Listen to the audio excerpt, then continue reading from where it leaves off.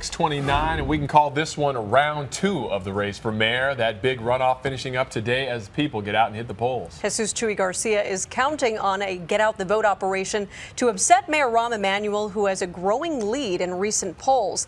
And in a crowded field, to say the least, Garcia and Emanuel were the last men standing. Today we go from 2 to 1. Fox 32's Anita Padilla live this morning in the city's Lincoln Park neighborhood to show us what we need to know before punching the runoff ballot. What's it looking like there, Anita? Well, right now, really quiet. There have been a couple of voters that have come in, but you can see I'm wearing my raincoat. And who knows if that's going to impact people coming out to the polls. So we're going to ask the expert right now, Langdon Neal. He's the chairman of the Cook County Board of Elections. Chicago Board of Elections. Chicago Board of Elections. Thank you so much for joining us this morning.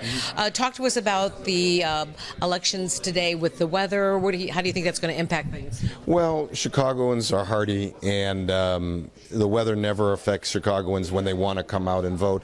So we don't expect the weather to affect our turnout at all. All right, well, this is a historic election. A lot of people are keeping a close watch on this election.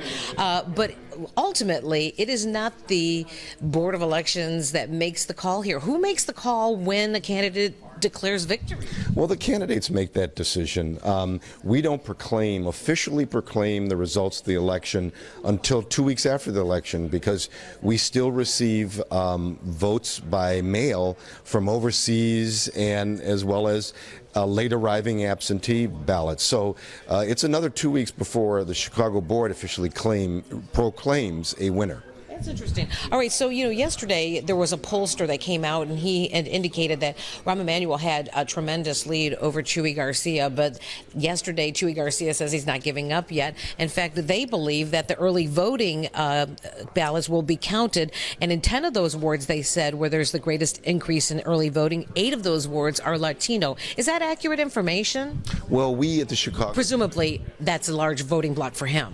Well, at the Chicago Board of Elections, we do not look at racial or ethnic statistics. We just look at where the votes are in the wards and citywide, and leave it up to the campaigns to decide who it helps or where the numbers, what the numbers indicate. We just report the facts. Well, you've been doing this for 18 years. We understand that you're moving in a new direction. You're going to be doing something else. As we all know, that you're an attorney as well. But there was a new report that came out this week that your law firm is doing some lobbying on behalf of Mayor Rahm Emanuel's administration. Obviously you're the person that is overseeing this election too. How can we guarantee voters that there's going to be some independence here, that everything's going to be fair and on the up and up? Well, all I can say is look at my record over 18 years. It's never been about Langdon Neal. It's always been about the voters and the Chicago Board of Elections and the job we do. In that, in one instance, has anyone criticized the job we do, they've made it about Langdon Neal, and it's never been about Langdon Neal. That's right, and we should point out that this is a court-appointed position. Yes, I'm elected by over 300 circuit court judges. They're the ones that judge my performance and whether or not I'm fit for the role, and they've made a decision for 18 years, as well as 11 years before that I was on the State Board of Elections.